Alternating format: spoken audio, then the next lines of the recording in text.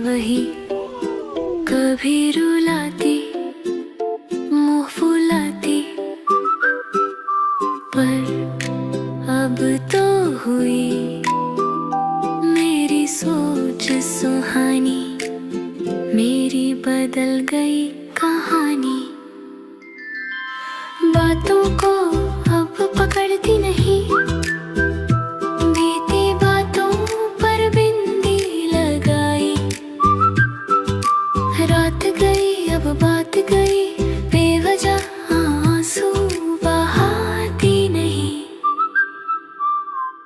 हम अब तो हुई मेरी सोच सुहानी, मेरी बदल गई कहानी। मन में नई रोशनी समाई,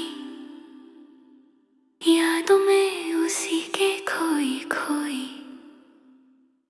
जिंदगी यूं ही मुस्कुराने लगी, हर पल हर दिशा अब नई नई। अब तो है हुई मेरी सोच सुहानी, मेरी बदल गई कहानी। अब तो है हुई मेरी सोच सुहानी, सोच सुहानी।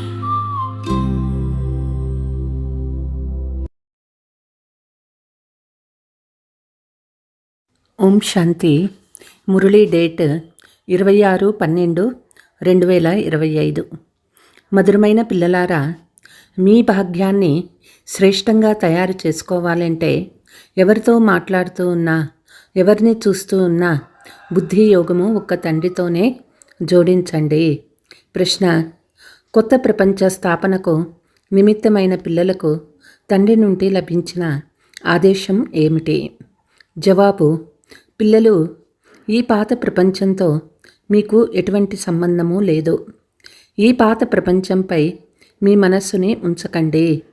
మేము శ్రీమతానికి విరుద్ధమైన ఏ కర్మలు చేయటలేదు కదా. ఆత్మీక సేవకు నిమిత్తంగా ఉన్నామా అని చెక్ చేసుకోండి. భోలానాథ్కి సే నిరాళ కోయి నహీ హై. ఓం శాంతి. ఇప్పుడు పాటలు వినే అవసరం ఉండదు. పాటలు తరచుగా భక్తులే పాడుతూ ఉంటారు, వింటూ ఉంటారు. మీరైతే చదువుకుంటున్నారు. ఈ పాటలు కూడా విశేషంగా పిల్లల కొరకే తయారు చేయబడినాయి. తండ్రి మన అదృష్టాన్ని శ్రేష్టంగా చేస్తూ ఉన్నారని పిల్లలకి తెలుసు. ఇప్పుడు మనము తండ్రినే స్మృతి చేయాలి, దైవీ గుణాలు ధారణ చేయాలి. మీ లెక్కాచారాన్ని చూసుకోవాలి. జమ అవుతూ ఉందా లేక నష్టం కలుగుతూ ఉందా? అకౌంట్ చూసుకోవాలి. మాలో ఏ లోపాలు లేవు కదా, పరిశీలించుకోవాలి. ఒకవేళ మన భాగ్యంలో నష్టం కలిగే లోపాలు ఏమైనా ఉంటే వాటిని తొలగించి దూరం చేసుకోవాలి. ఈ సమయంలో ప్రతి ఒక్కరూ తమ భాగ్యాన్ని ఉన్నతంగా చేసుకోవాలి. ఒక్క తండ్రి తప్ప ఇతరు ఎవ్వరినీ స్మృతి చేయకుంటే మనం లక్ష్మీనారాయణులుగా అవ్వగలమని మీరు ఇతరులకు అర్థం చేయిస్తారు. ఎవరితో మాట్లాడుతూ ఉన్నా, ఎవరిని చూస్తూ ఉన్నా బుద్ధి యోగము అక్కడ ఒక్కరితోనే జోడింపబడి ఉండాలి. ఆత్మ అయిన మనము ఒక్క తండ్రిని మాత్రమే స్మృతి చేయాలి. నాతో తప్ప ఇతరులు ఎవ్వరితోనూ బుద్ధిని జోడించకండి. దైవీ గుణాలు ధారణ చేయండి. తండ్రి ఆజ్ఞాపిస్తూ ఉన్నారు, తండ్రి అర్థం చేయిస్తూ ఉన్నారు. ఇప్పుడు మీకు 84 జన్మలు పూర్తి అయ్యాయి. ఇప్పుడు మీరు వాపస్ వెళ్ళి మళ్ళీ రాధ్యంలో మొదటి నెంబర్ తీసుకోండి. రాధ్య పదవి నుండి కింద పడి ప్రజల్లో నుండి కింద తరగతికి వెళ్ళకండి. మీరు స్వయాన్ని చెక్ చేసుకుంటూ ఉండండి. ఈ జ్ఞానము తండ్రి తప్ప ఇతరులు ఎవ్వరూ ఇవ్వలేరు. తండ్రిని టీచర్ను స్మృతి చేస్తూ ఉంటే మనకు ఏ శిక్షలు పడరాదు అనే భయం ఉంటుంది. భక్తిలో కూడా పాపకర్మలు చేయడం వల్లనే శిక్షలు అనుభవించవలసి ఉంటుందని అంటారు. పెద్ద తండ్రి నుండి డైరెక్షన్లు ఈ సమయంలోనే లభిస్తూ ఉంటాయి. దానినే శ్రీమతం అని అంటారు. శ్రీమతం ద్వారా మనము శ్రేష్టంగా అవుతామని పిల్లలకి తెలుసు. స్వయాన్ని చెక్ చేసుకోవాలి. ఎప్పుడైనా శ్రీమతానికి విరుద్ధంగా ఏ పని చేయటం లేదు కదా. ఏది మంచిగా ఉండదో ఆ పనిని చేయరాదు. మంచి చెడులు ఇప్పుడు మీరు బాగా అర్థం చేసుకున్నారు. ఇంతకుముందు తెలిసేది కాదు. ఇప్పుడు మీరు ఎలాంటి కర్మలు నేర్చుకుంటున్నారంటే జన్మాంతరాలు మీరు చేసే కర్మలు అకర్మలుగా అయిపోతాయి. ఈ సమయంలో అందరిలో పంచభూతాలు ప్రవేశమై ఉన్నాయి. ఇప్పుడు మంచి రీతిగా పురుషార్థం చేసి కర్మాతీతులుగా అవ్వాలి. దైవీ గుణాలు కూడా ధారణ చేయాలి. సమయం చాలా నాజూకుగా అవుతూ ఉంటుంది. ప్రపంచం పాడైపోతూ ఉంది. రోజు రోజుకి ఇంకా ఎక్కువ చెడిపోతూ ఉంటుంది. ఈ ప్రపంచంతో మీకు ఎలాంటి సంబంధము లేనట్లుండాలి. మీ సంబంధం స్థాపన అవ్వబోయే నూతన ప్రపంచంతోనే ఉండాలి.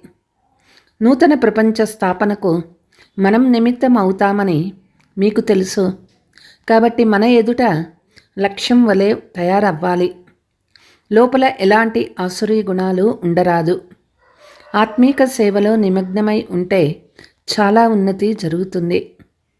ప్రదర్శని, మ్యూజియంలు మొదలైనవి తయారు చేస్తారు. చాలామంది వస్తారని వారికి తండ్రి పరిచయం ఇవ్వాలని, తర్వాత వారు కూడా తండ్రిని స్మృతి చేస్తారని మీరు భావిస్తారు. రోజంతా సేవా కేంద్రాలు తెరవాలని, సేవ పెంచాలనే ఆలోచనలే నడుస్తూ ఉండాలి. ఈ రత్నాలన్నీ మీ వద్ద ఉన్నాయి. తండ్రి వచ్చి దైవీ గుణాలు కూడా ధారణ చేయిస్తారు. ఖజానాలు కూడా ఇస్తారు. మీరు ఇక్కడ కూర్చొని ఉన్నారు. సృష్టి ఆది మధ్యాంతాలు మీ బుద్ధిలో ఉన్నాయి. మీరు పవిత్రంగా కూడా ఉంటారు. మనసా వాచా కర్మణ ఎలాంటి చెడు కర్మలు చేయరాదని పూర్తిగా చెక్ చేసుకుంటూ ఉండాలి. పతితుల్ని పావనంగా చేసేందుకు తండ్రి వచ్చారు. అందుకు యుక్తులు కూడా తెలుపుతూ ఉంటారు. అందులోనే రమిస్తూ ఉండాలి. సేవా కేంద్రాలు తెరిచి అనేక మందికి నిమంత్రణ ఇవ్వాలి. ప్రేమగా అర్థం చేయించాలి. ఈ పాత ప్రపంచం సమాప్తం అవుతుంది. దానికి ముందు కొత్త ప్రపంచ స్థాపన చాలా అవసరం. సంగమయుగంలో స్థాపన అవుతుంది. ఇది సంగమయుగమని కూడా మనుషులకు తెలియదు. ఇది కొత్త ప్రపంచ స్థాపన, పాత ప్రపంచ వినాశాల సంగమ సమయమని అర్థం చేయించాలి. శ్రీమతానుసారము కొత్త ప్రపంచ స్థాపన తండ్రే వచ్చి పిల్లలైన మీతో కొత్త ప్రపంచ ప్రారంభోత్సవం చేయిస్తారు. ఒంటరిగా చేయరు. పిల్లలందరి సహాయం తీసుకుంటారు. ఇతరులు ప్రారంభోత్సవం చేసేందుకు ఇలా సహాయం తీసుకోరు. వారొచ్చి కత్తెరతో రిబ్బన్ కత్తిరిస్తారు. ఇది కత్తిరించే విషయం కాదు. ఇందులో బ్రాహ్మణ కులభూషులైన మీరు సహాయకారీలుగా అవుతారు. మనుష్య మాతృలందరూ దారి తెలియక తికమక పడుతూ ఉన్నారు. పతిత ప్రపంచాన్ని పావనంగా చేయు కర్తవ్యం తండ్రిదే. తండ్రే కొత్త ప్రపంచ స్థాపన చేస్తారు. దానికోసమే ఆత్మీక జ్ఞానాన్ని ఇస్తారు. తండ్రి వద్ద యుక్తులు ఉన్నాయని మీకు తెలుసు.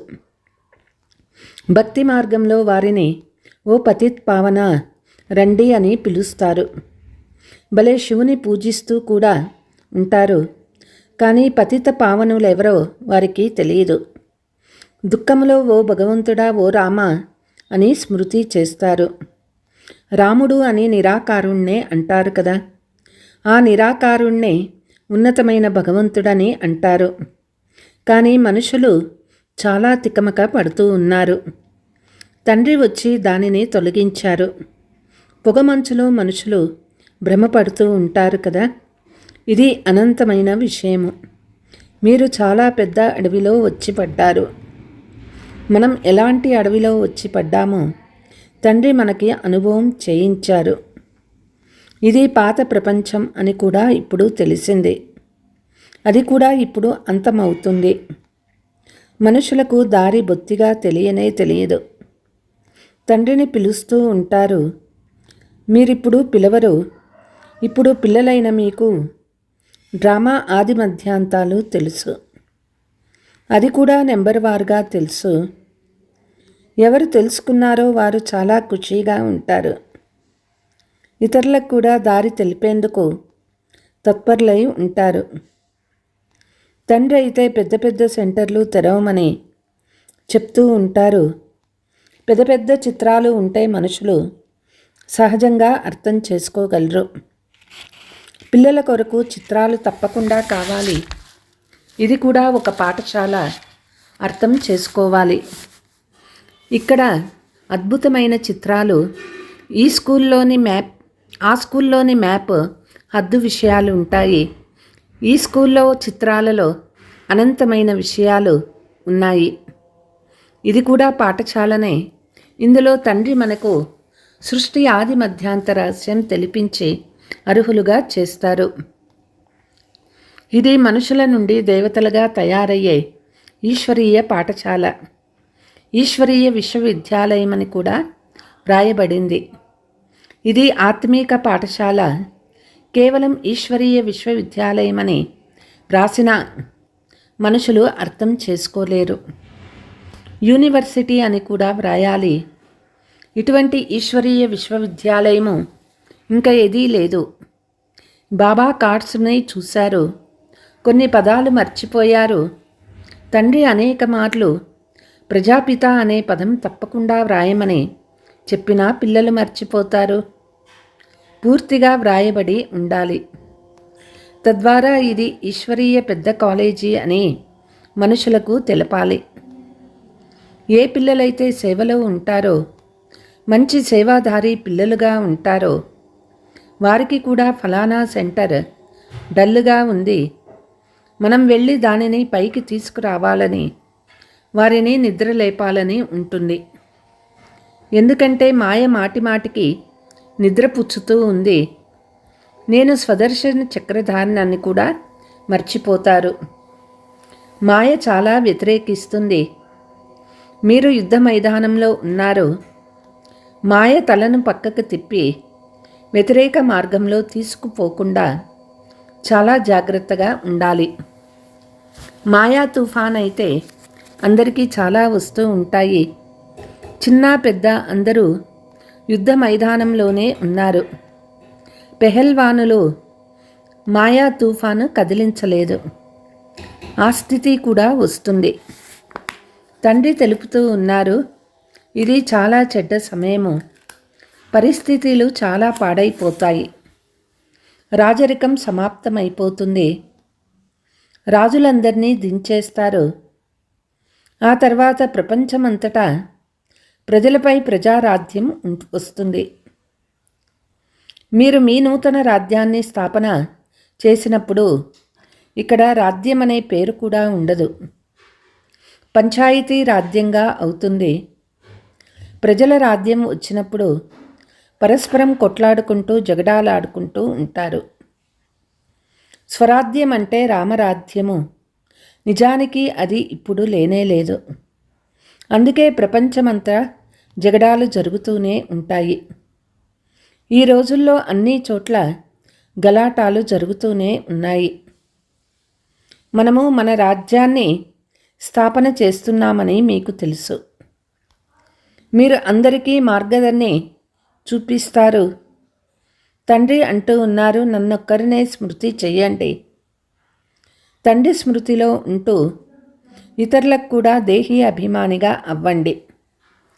దేహాభిమానం వదలండి అని అర్థం చేయించండి. అలాగని మీలో అందరూ దేహీ అభిమానులుగా అయ్యారని కాదు. ఇంకా అవ్వలేదు, అవ్వాలి.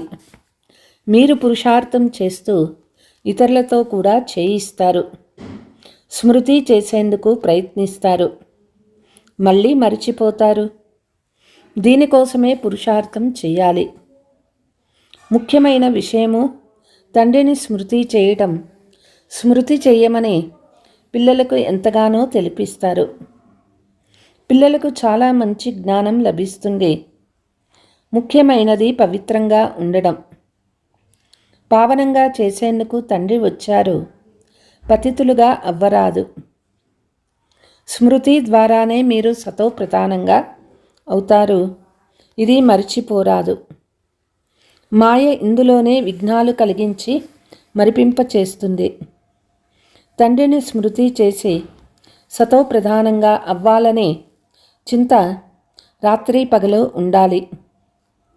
స్మృతి ఎంత పక్కాగా ఉండాలంటే చివరిలో ఒక్క తండ్రి తప్ప ఇతరులు ఎవ్వరూ గుర్తు రాకూడదు. ప్రదర్శనలో కూడా మీరు అందరి తండ్రి అని, అత్యంత ఉన్నతమైన భగవంతుడని మొట్టమొదట తెలియచేయాలి. వీరే అందరికీ తండ్రి, పతిత్ పావన్, సద్గతి దవాత, స్వర్గ రచయిత. ఈ విషయాన్ని వాళ్ళకి తెలపాలి. अच्छा, मीठे मीठे सिकीलते बच्चों प्रति मात पिता बाप दादा का याद प्यार और गुड मॉर्निंग. रूहानी बाप के रूहानी बच्चों का नमस्ते. हम रूहानी बच्चों के रूहानी मात पिता बाप दादा को याद प्यार, गुड मॉर्निंग, नमस्ते नमस्ते. ధారణ: మీ ఉన్నతి కొరకు ఆత్మీక సేవలో తత్పరులై ఉండాలి. లభించిన జ్ఞానరత్నాలను ధారణ చేసి ఇతరులచే ధారణ చేయించాలి. నాలో ఏ ఆసురీ గుణాలు లేవు కదా, ట్రస్టీగా ఉంటున్నానా, ఎప్పుడూ జగడాలాడటం లేదు కదా, బుద్ధి లైన్ క్లియర్గా ఉందా, స్వయాన్ని చెక్ చేసుకోవాలి. వరదానము: పురుషార్థం యొక్క సూక్ష్మ సోమరితనాన్ని కూడా త్యాగం చేసే ఆల్రౌండర్ అలర్ట్ భవ. పురుషార్థం యొక్క అలసట సోమరితనానికి గుర్తు. సోమరిగా ఉండేవారు త్వరగా అలసిపోతారు. ఉత్సాహం ఉండేవారు అలసిపోరు. ఎవరైతే పురుషార్థంలో నిరాశతో ఉంటారో వారికే సోమరితనం వస్తుంది. ఏం చేయాలి, ఇంతే వీలవుతుంది, ఎక్కువ వీలు కాదు అని ఆలోచిస్తారు.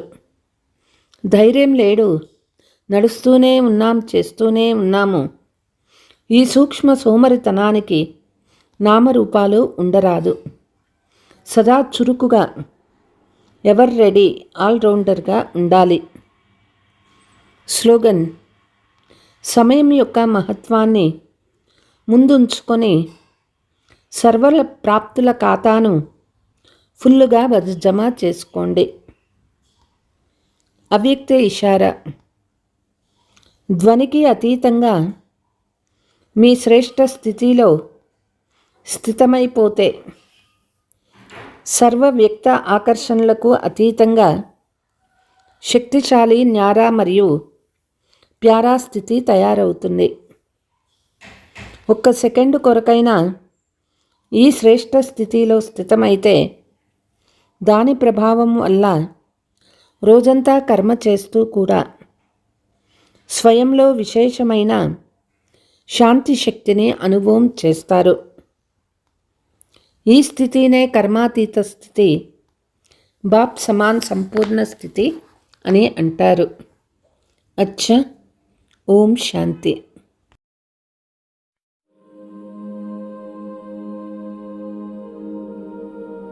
భోజనం ముందు 1 నిమిషం పాటు ప్రశాంతంగా కూర్చొని ఈ సంకల్పాలు చేయండి. ఓం శాంతి. నేను ఒక శాంతి స్వరూప ఆత్మను, ఈ శరీరాన్ని నడిపిస్తున్న చైతన్య శక్తిని.